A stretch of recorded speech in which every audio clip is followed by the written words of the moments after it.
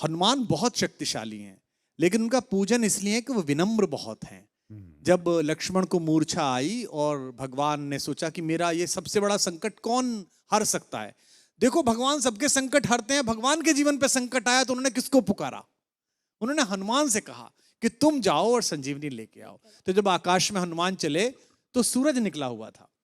आकाश में तो सूरज होता ही है, दिन कभी डूबता नहीं है।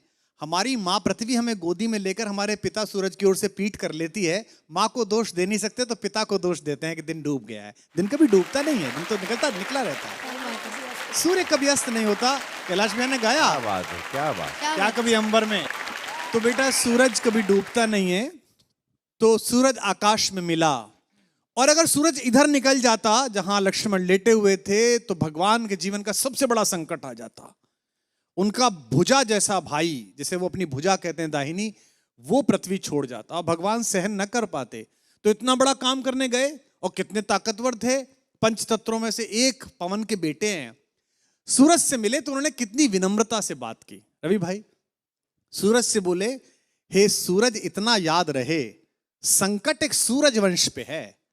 ये नहीं कहा कि मैं तुम्हारे लिए प्रार्थना कर रहा हूं, तुम्हारा ही खानदान है ना, सूर्यवंशी राम का भाई परेशान है, तुम भी सूर्य हो तो आप ही के खानदान का काम करने जा रहा हूं। विनम्रता देखना आप कितने पोलाइट हैं, है ना। ये सूरज इतना याद रहे संकट एक सूरज वंश पे है, लंका के नीच राहु द्वारा आघात दिनेश अंश पर है। मेरे आने से पहले यदि किरणों का चमत्कार होगा तो सूर्यवंश में सूर्यदेव निश्चित ही अंधकार होगा। कितना प्यार से बोल रहे हैं देखो आप। इसलिए छिपे रहना भगवान। जिसने राम के अलावा किसी को भगवान नहीं माना वो हनुमान सूर्य से कह रहे हैं, इसलिए छिपे रहना भगवान, जब तक न जड़ी पहुंचा दूं मैं, बस तभी प्रकट होना भगवान, जब संकट निशा मिटा दूं मैं। आशा है स्वल्प प्रार्थना, ये जरा सी प्रार्थना सच्चे जी से स्वीकारोगे, आतुर की अर्थ अवस्था को होकर करुणार्थ निहारोगे। 8 लाइन की विनती के बाद धीमे से अपना विजिटिंग कार्ड दिया सूरज को। शक्ति पाना, यश पाना, लेकिन विनम्र रहना।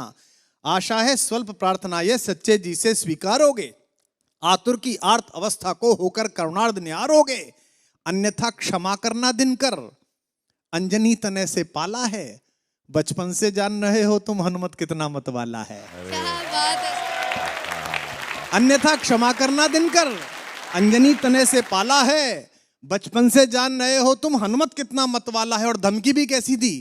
ये जो रवि भैया खड़े हैं ना आपके बगल में, इनके इलाका जहां से शुरू होता है वह धमकी ऐसी दी जाती है कि इतना गोली मारेंगे कि खोखा बेच के करोड़पति हो जाइएगा। लेकिन हनुमान जी ने कैसी धमकी दी, कितनी विनम्रता से। ऐसा कोई नहीं बोलता, ऐसे बनना सब। आशा है स्वल्प, अन्यथा क्षमा करना दिनकर, अंजनी तने से पाला है, बचपन से जान रहे हो तुम हनुमत कितना मतवाला है। मुख में तुमको धर रखने का फिर वही क्रूर साधन होगा, बंदी मोचन तब होगा जब लक्ष्मण का दुख मोचन होगा। स्वर में स्वर भारत, शनिवार और रविवार सुबह 10 बजे ZTV और ZEE5 पर।